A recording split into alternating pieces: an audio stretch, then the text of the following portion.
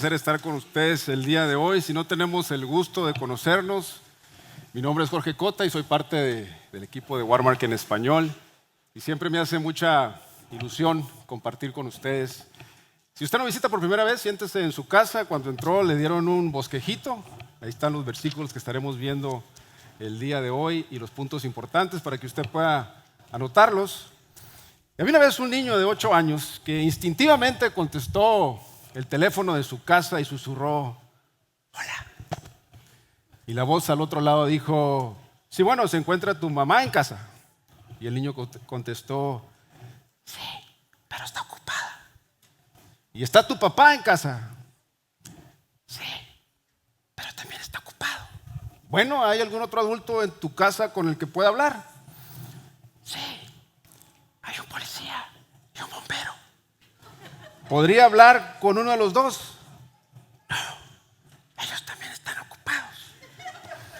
Bueno, ¿y qué están haciendo todos que están tan ocupados? Y hubo una larga pausa y después el niño contestó: me están buscando. Y mis hermanos, cuando somos culpables, instintivamente corremos a escondernos, ¿sí o no?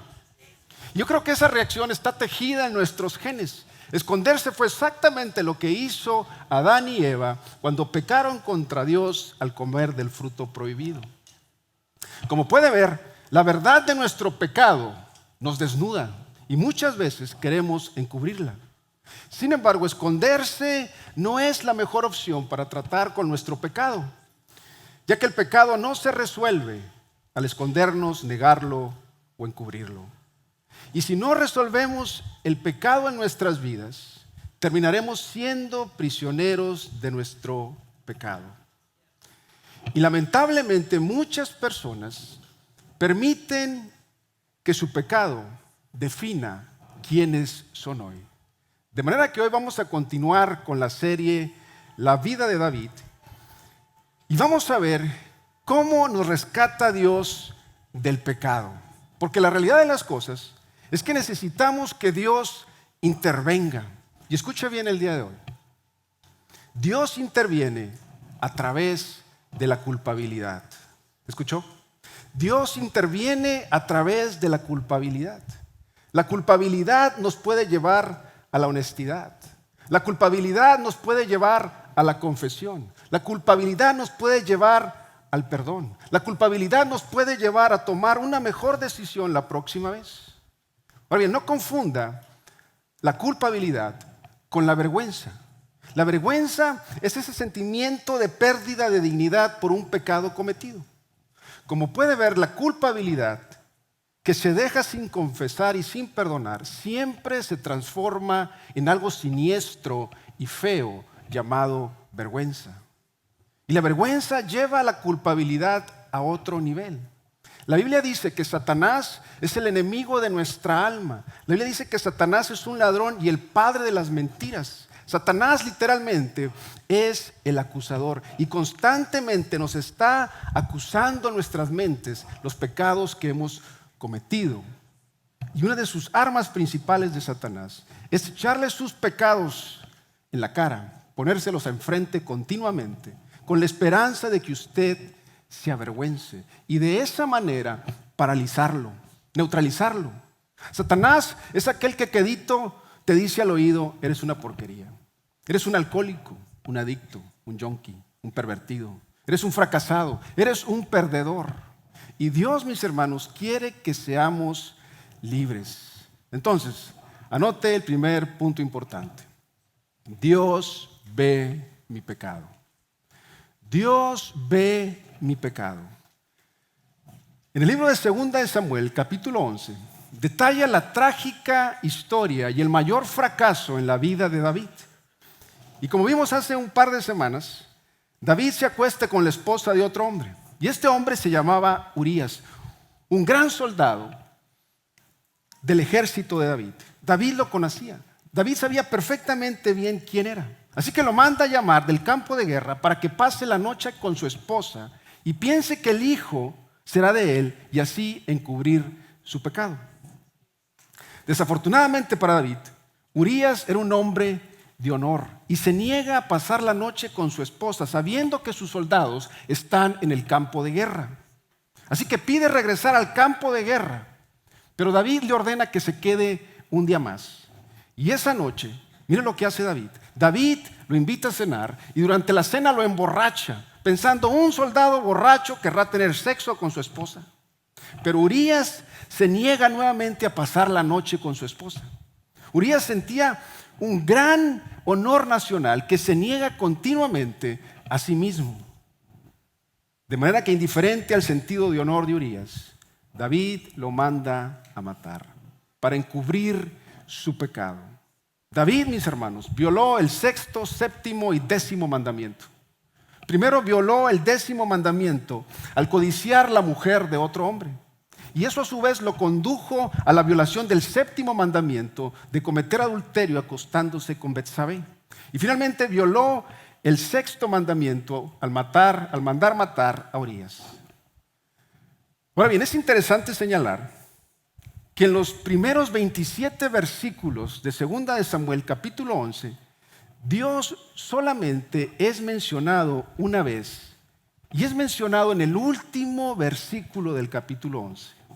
Como puede ver, David está en control y durante las próximas 9 meses está haciendo y deshaciendo conforme le place. Y la actividad pecaminosa de David se destaca por la palabra envió. Mira lo que dice 2 de Samuel capítulo 11 versículo 3. Luego David envió a alguien para que averiguara quién era la mujer y le dijeron, es Betsabé, hija de Eliam y esposa de Urías el hitita. Versículo 4 dice, así que David envió mensajeros para que le trajeran y cuando llegó al palacio se acostó con ella. Versículo 6 dice, entonces David envió un mensaje a Joab, mándame a Urías el hitita, así que Joab se lo envió. Versículo 14 dice, a la mañana siguiente David escribió una carta a Joab y se la envió por medio de Urías. Y el versículo 27 dice, y pasado de luto, envió David y la trajo a su casa, y fue ella su mujer, y le dio a luz un hijo. Como puede ver, a lo largo de todo el capítulo 11, David hace lo que le place, simple y sencillamente, al pedir que le envíen. Y David peca al enviar. Y este capítulo pinta un espejismo de que David es quien tiene el control de su vida. Él es la máxima autoridad, no Dios. De manera que él hace lo que le place y envía a pedir. Y no se menciona a Dios, por lo tanto la ilusión es que Dios no está en el cuadro. Y por consiguiente David se saldrá con la suya y al mismo tiempo quedará impune. Pero observe cómo termina el capítulo 11 y cómo comienza el capítulo 12, 2 de Samuel 11:27. Mira lo que dice.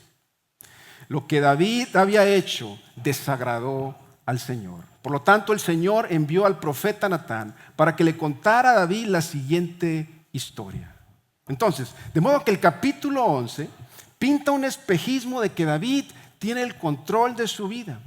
Pero el capítulo 12, el capítulo que vamos a ver el día de hoy, muestra la realidad de que Dios realmente es el que está en control de la vida de David. Dios, mis hermanos, ha visto el pecado de David y entonces ahora le va a responder a David.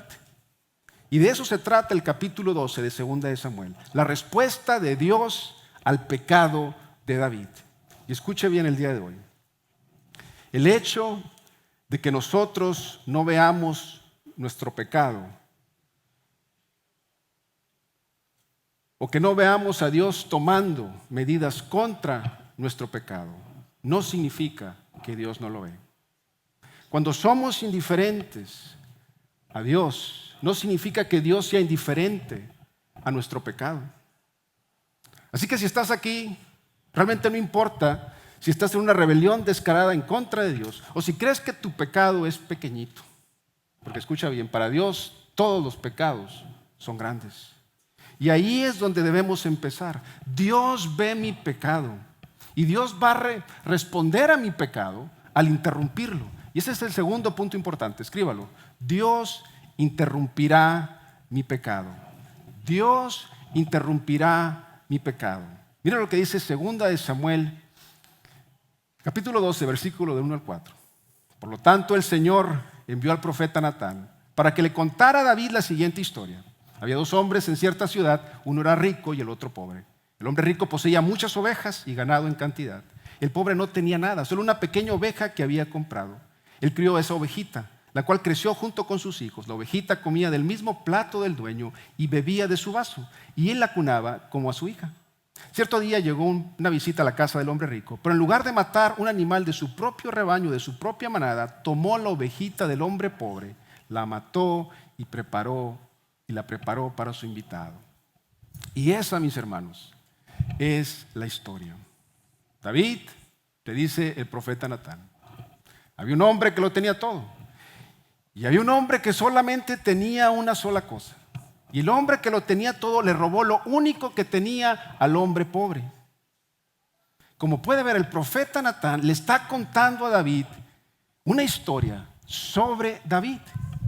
Ahora bien, debemos recordar que como rey David es el juez supremo de la nación de Israel. Él tiene las llaves de la justicia de la nación. Y mire cómo responde David en el versículo 5. Mire lo que dice. Entonces David se puso furioso. Tan cierto como que el Señor vive, juró, cualquier hombre que haga semejante cosa merece la muerte. Debe reparar el daño dándole al hombre pobre 4 ovejas por la que le robó y no por haber tenido, y por no haber tenido compasión. Ahora bien, según la ley, la consecuencia por robar la propiedad de otra persona no era la muerte. La máxima sentencia de la ley dictaba que el hombre restituyera la ovejita 4 veces más.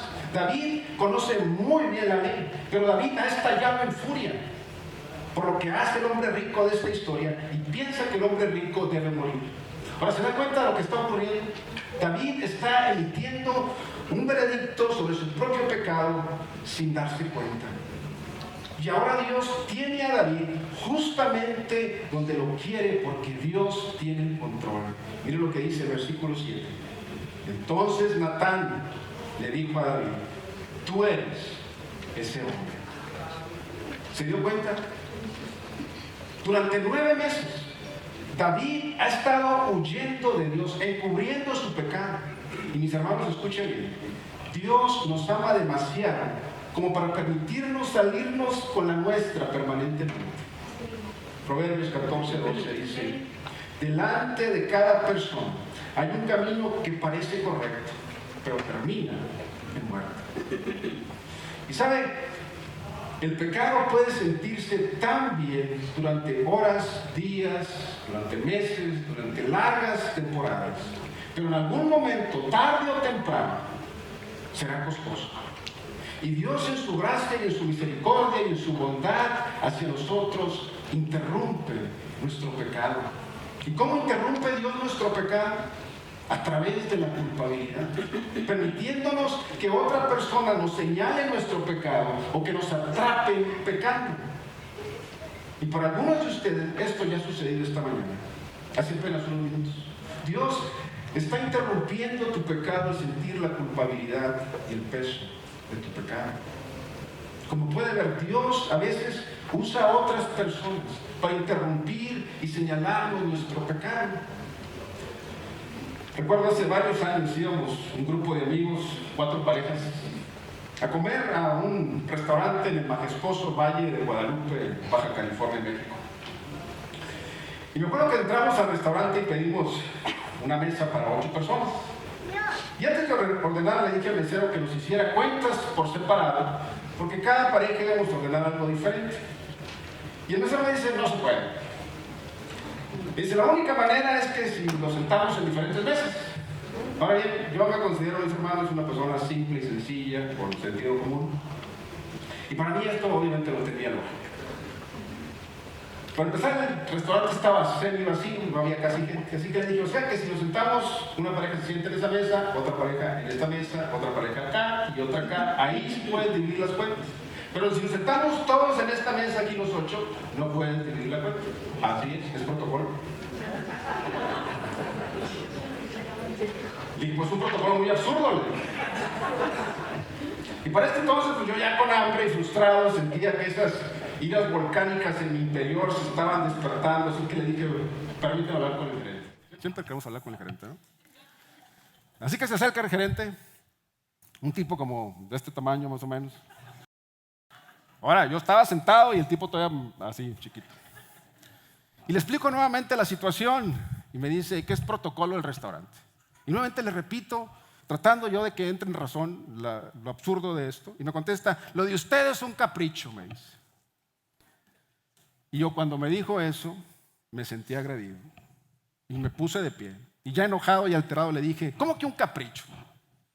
Y en eso mi compadre se para, me interrumpe y se lanza y me agarra y me saca del restaurante. Me dice, cálmate, Cota, cálmate. Me dice, tranquilo, compadre. No tienes que reaccionar así.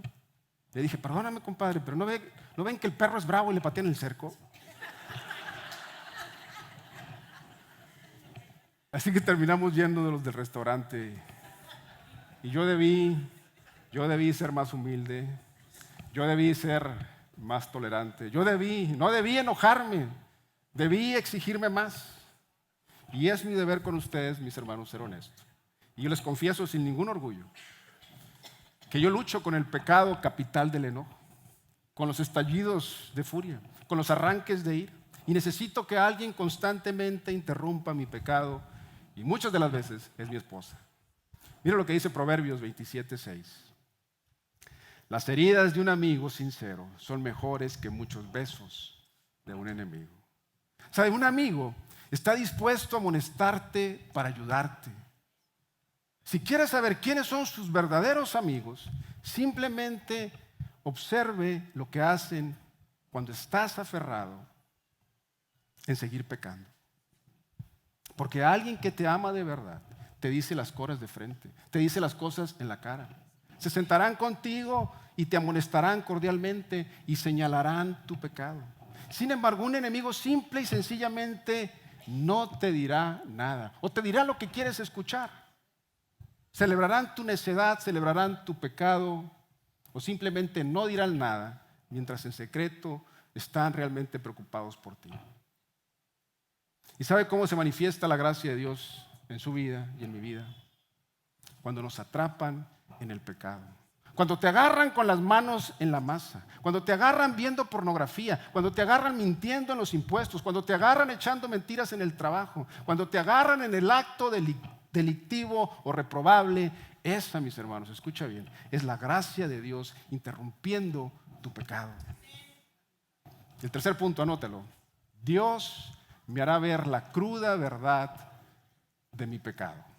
Dios me hará ver la cruda verdad de mi pecado. Segunda de Samuel 12:7-9. Mira lo que dice. El Señor Dios de Israel dice, yo te ungí rey de Israel y te libré del poder de Saúl. Te di la casa de tu amo, sus esposas y los reinos de Israel y Judá. Y si eso no hubiera sido suficiente, te habría dado más, mucho más. Versículo 9. ¿Por qué entonces despreciaste la palabra del Señor e hiciste este acto tan horrible? Pues mataste a Urías, el hitita, con la espada de los amonitas y le robaste a su esposa. Dios le está diciendo a David, David, tú eres el hombre rico de la historia porque nada te faltó. Tu vida fue una muestra abrumadora de mi provisión. Constantemente te estuve bendiciendo. Y se dio cuenta de las acciones de Dios. Vea los verbos en esos versículos. Yo te ungí, yo te libré, yo te di. Como puede ver, Dios ha estado derramando su bendición sobre la vida de David y Él ha estado proveyendo vez tras vez tras vez. Y si de alguna manera eso no le bastaba, Dios le hubiese dado más, mucho más. Y sin embargo, ¿cuál fue la respuesta de David hacia Dios? David envió a buscar a Betsabé. Se proveyó a sí mismo y desobedeció descaradamente la palabra de Dios, que David conocía muy bien. ¿Y cuál es el punto de todo esto? Tu pecado, querido David, no tiene sentido. No tiene sentido, es absurdo porque yo te he estado bendiciendo, derramando bendiciones sobre tu vida y te he estado proveyendo. No te faltaba absolutamente nada. Y de todas formas pecaste. Hebreos 3:13. Adviértanse unos a otros todos los días mientras dure ese hoy, para que ninguno sea engañado por el pecado y se endurezca contra Dios. Y sabe, el pecado, mis hermanos, nos engaña. El pecado nos ciega. Nos ciega de las bendiciones de Dios, nos ciega de la obra que Dios está haciendo en nuestras vidas y nos ciega de su palabra en nuestra vida a tal grado que se vuelven irrelevantes. Damos las bendiciones de Dios por sentado. Creemos que nos las merecemos. Y lo que se siente muy bien triunfa en lo que es correcto. Y quizás por una noche o quizás por una temporada. En nuestras mentes el pecado tiene sentido, se siente bien, es placentero. Y nos decimos cosas como, merezco ser feliz, merezco tener mis necesidades satisfechas, trabajo duro y merezco tenerlo, merezco aliviar algo de estrés, estoy sufriendo en este momento y merezco un poco de consuelo o alguna distracción. Y empezamos a racionalizar el pecado. Y empezamos a quedarnos ciegos. De manera que cuando somos engañados, el pecado no solo tiene sentido, sino que en el momento el pecado para nosotros no tiene consecuencias. No dimensionamos las consecuencias de nuestro pecado. Y pensamos que no hay ningún inconveniente en pecar. Todo el mundo lo hace. Empezamos a racionalizar. Pensamos que no es la gran cosa. Pensamos que no nos vamos a arrepentir. Pensamos solo en el placer y la satisfacción. Sin embargo, el pecado, mis hermanos, sí es la gran cosa y tiene consecuencias desastrosas. Mire lo que dice el versículo 10 al 12. De ahora en adelante, tu familia vivirá por la espada, porque me has despreciado al tomar la esposa de Urías para que sea tu mujer. Esto dice el Señor. Por lo que has hecho, haré que tu propia familia se rebele en tu contra. Ante tus propios ojos daré tus mujeres a otro hombre, y él se acostará con ellas a la vista de todos. Tú lo hiciste en secreto, pero yo haré que esto suceda abiertamente a la vista de todo Israel. Y mis hermanos, anótelo muy bien el día de hoy. El máximo insulto a Dios es el encubrimiento. ¿Escuchó? El máximo insulto a Dios es el encubrimiento. La vida de David fue una derrota mayúscula no porque pecó, sino porque eligió encubrir en lugar de confesar. Y ese fue su derrota. Y Dios le está diciendo a David, tu pecado, David, en realidad sí es un gran problema, con enormes consecuencias. Y en los siguientes capítulos, 4 hijos van a morir prematuramente. En el siguiente capítulo, el hijo de David va a violar a una de sus hijas. Y después su hijo va a matar a otro de sus hijos. Y después uno de sus hijos le va a robar el trono a David. Y David nuevamente va a empezar a huir. Las consecuencias del pecado de David fueron gravísimas. Ahora, dése cuenta en la palabra despreciar. Mira lo que dice 2 Samuel 12:9. ¿Por qué entonces despreciaste la palabra del Señor e hiciste este acto tan horrible? Versículo 10 dice, de ahora en adelante tu familia vivirá por la espada porque me has despreciado. Como puede ver, Dios está haciendo que David vea la cruda realidad de su pecado. Literalmente le está diciendo, David, seamos bien claros de lo que ha sucedido. Has despreciado mi palabra, y despreciar mi palabra es despreciarme a mí. Has rechazado mis mandamientos, y rechazar mis mandamientos es rechazarme a mí. David, lo que has hecho tiene consecuencias enormes. Ahora bien, la respuesta de David es de suma importancia. Mira lo que dice el versículo 13. Entonces David confesó a Natán, he pecado contra el Señor. Después de 9 meses, David finalmente confiesa. La palabra confesar significa decir lo mismo que otra persona, significa estar de acuerdo. Como puede ver, por primera vez en 9 veces, David dice lo mismo que Dios sobre lo que ha hecho. Está de acuerdo con Dios. He pecado, he despreciado la palabra de Dios y por lo tanto desprecié a Dios. He rechazado la palabra de Dios y por lo tanto desprecié a Dios. Mis acciones no tenían sentido porque Dios me estaba bendiciendo vez tras vez. Y lo que hice fue severo y tiene consecuencias severas que me merezco. Y mis hermanos, eso es lo que hace la gracia de Dios. Nos pone sobrios. Nos ayuda a ver la realidad con claridad. Ahora bien, observe qué breve es la respuesta de David. He pecado contra el Señor. Así de sencillo. He pecado contra el Señor. No hay ningún pero, no hay excusas ni pretextos, no hay explicaciones. No intenta salvar su honor ni guardar sus apariencias. Tampoco trata de hacer alguna racionalización sobre sus acciones. Simple y sencillamente dice: he pecado contra el Señor. David, por primera vez, asume su pecado. Proverbios 28:13, mire lo que dice: el que oculta sus pecados no prosperará, pero el que los confiesa y se aparta de ellos alcanzará misericordia.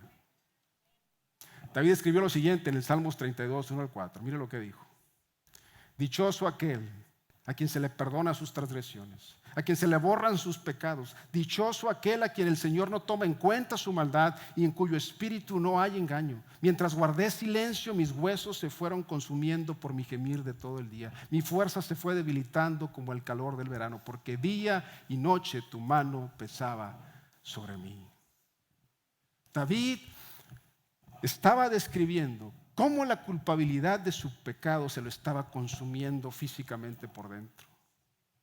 Salmos 32:5 dijo: pero te confesé mi pecado y no te oculté mi maldad. Me dije: voy a confesar mis transgresiones al Señor, y tú perdonaste mi maldad y mi pecado. Como puede ver, el rey David tuvo que tratar con su pecado. Su pecado se lo estaba comiendo por dentro, estaba atormentándolo, y tenía que tratar con las consecuencias y la cruda realidad de su pecado. Había matado a un hombre para cubrir su aventura amorosa. Trató de encubrir su pecado, pero la culpabilidad se lo estaba comiendo por dentro.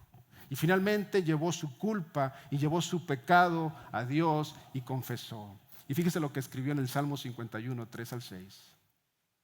Sé muy bien que soy pecador, y sé muy bien que he pecado. A ti y solo a ti te he ofendido. He hecho lo malo en tu propia cara. Tienes toda la razón al declararme culpable. No puedo alegar que soy inocente. Tengo que admitir que soy malo de nacimiento y que desde antes de nacer ya era un pecador. Tú quieres que yo sea sincero, por eso me diste sabiduría. Y el versículo 10 dice: crea en mí, oh Dios, un corazón limpio y un espíritu recto dentro de mí. No me arrojes de tu presencia, Señor, ni quites tu espíritu de mí. Restaura el gozo de tu salvación. David, mis hermanos, estaba quebrantado, estaba profundamente arrepentido. Le importaba un comino su reino, no le importaba sus posesiones ni su palacio, le importaba su relación y su comunión con Dios. Como puede ver, la cuestión es lo siguiente: los pecados secretos no pueden coexistir con la paz interior. ¿Escuchó? Los pecados secretos no pueden coexistir con la paz interior. Dios siempre nos llama al arrepentimiento y a la confesión. Isaías 1:18, mira lo que dice: vengan ahora, vamos a resolver este asunto, dice el Señor. Aunque tus pecados sean como la escarlata, yo los haré tan blancos como la nieve. Aunque sean rojos como el carmesí, yo los haré tan blancos como la lana. Entonces, ¿qué hacemos con nuestro pecado? Muy sencillo. Así como David, toma tu culpa, tu pecado, tu pasado, y así como David, te tornas honesto con Dios. No importa lo que hayas hecho. No importa qué tan sucio te sientas, qué tan lejos te hayas desviado o qué tan oscura haya llegado a ser tu vida. Simple y sencillamente, sé sincero con Dios y permite que su gracia restaure tu alma a lo que verdaderamente eres. Eres un hijo de Dios perfectamente perdonado, amado con un amor infalible.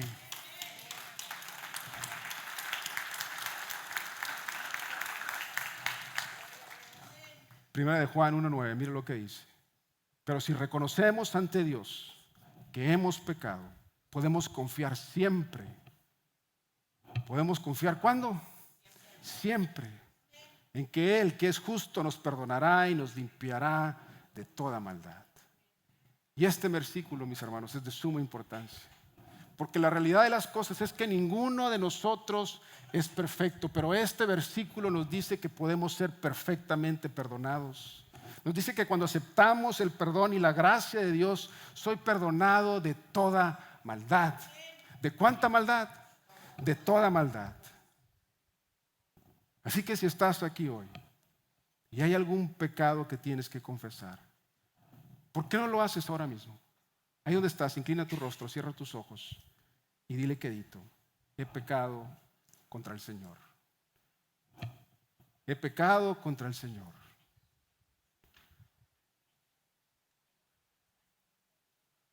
Y el último punto, anótalo. Dios y su gracia extravagante prevalecerán sobre mi pecado. Dios y su gracia extravagante prevalecerán sobre mi pecado. Segunda de Samuel 12, 13 al 15. Natán respondió, sí, pero el Señor te ha perdonado y no morirás por este pecado. Sin embargo, como has mostrado un total desprecio por la palabra del Señor con lo que hiciste, tu hijo morirá.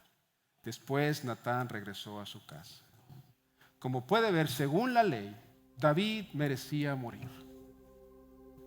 Levíticos 20:10 dice que si alguien comete adulterio con la mujer de su prójimo, tanto el adúltero como la adúltera serán condenados a muerte.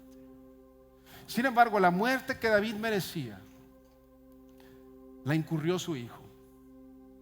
Y comprendan ustedes, mis hermanos, que la realidad es que esta historia es nuestra historia.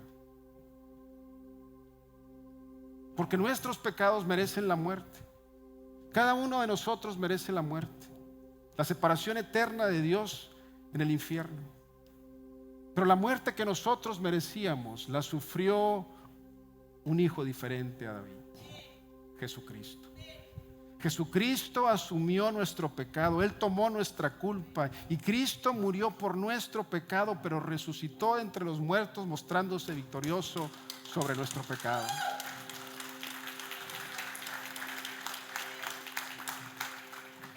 Y lo que es sorprendente es que Dios no simplemente dejó vivir a David y a Betsabé. Después de que el bebé nació y murió debido al pecado de David, mira lo que sucede en el versículo 24. Luego David consoló a Betsabé, su esposa, y se acostó con ella. Entonces ella quedó embarazada y dio a luz un hijo, y David lo llamó Salomón. El Señor amó al niño. Y esto, mis hermanos, es una gracia extravagante que honestamente yo no logro comprender. Debido a su primer encuentro sexual, Urías fue asesinado y concibió a un bebé que murió. Sin embargo, después David y Betsabé se casaron. ¿Y qué hizo Dios? ¿Qué hace Dios? Dios hizo que el próximo rey de Israel, el rey que construiría el templo del Señor, viniera de la unión entre David y Betsabé. Y Salomón sería considerado la persona más sabia del planeta. Ahora bien, piense en los judíos que escucharían y leerían esta historia. Desde el comienzo de la Biblia, la intención de Dios ha sido establecer su reino en la tierra. David es el elegido de Dios como rey. David, el mismo hombre conforme al corazón de Dios. Dios coloca a David en el trono de Israel y Judá, y la nación de Israel florece. Dios hace un pacto con David prometiéndole que llenará su casa de reyes y que establecerá el trono de David para siempre, lo que significa que un rey del linaje de David gobernaría el reino de Dios para siempre. Sin embargo, David, el rey de Dios, el ungido del Señor, el hombre conforme a su corazón, fracasa desastrosamente. ¿Y qué nos dice eso? ¿Significa que los planes de Dios han fracasado? De ninguna manera. ¿Sabe por qué? Porque Dios cumple sus promesas. Y Dios le cumple sus promesas a David. Y el rey que establecería el reino eterno y que traería la bendición de salvación de Dios a las naciones es al mismo tiempo el hijo de David, pero el David mayor, Jesucristo. Y termino con esto. En esta historia, David se quedó en casa, en su palacio, en lugar de salir a la guerra. Y el Hijo eterno de Dios dejó el cielo, vino a la tierra y se encarnó en la persona de Jesucristo para ir a la guerra contra nuestro pecado y contra Satanás. Y en 1 de Juan 3:18 dice que el Hijo de Dios vino para destruir las obras del diablo. Y a causa del pecado de David, llamó que le trajeran a Betsabé. Y ese pecado llevó a un nacimiento que al final llevó a la muerte de un bebé. Y el día de hoy Jesús ha llamado y está llamando a los pecadores para conducirlos a un nuevo nacimiento, pero esta vez un nacimiento espiritual. que al final no conduce a la muerte, sino a la vida eterna. Y Padre, gracias por la vida de David, el hombre conforme a tu corazón, quien fracasó miserablemente, así como muchos de nosotros. Gracias porque podemos venir a ti, no acobardándonos, sino esperanzados. Y mi Dios, si alguien esta mañana está aquí y necesita confesar algún pecado, que hoy sea el día en que sean sinceros contigo. Que este sea el momento en que interrumpas el pecado. Que puedan ver la cruda realidad del pecado en sus vidas. Reconociendo que cuando confesamos, tú nos abrazas con tu gracia extravagante. Te pedimos esto en el nombre de Jesús. Amén.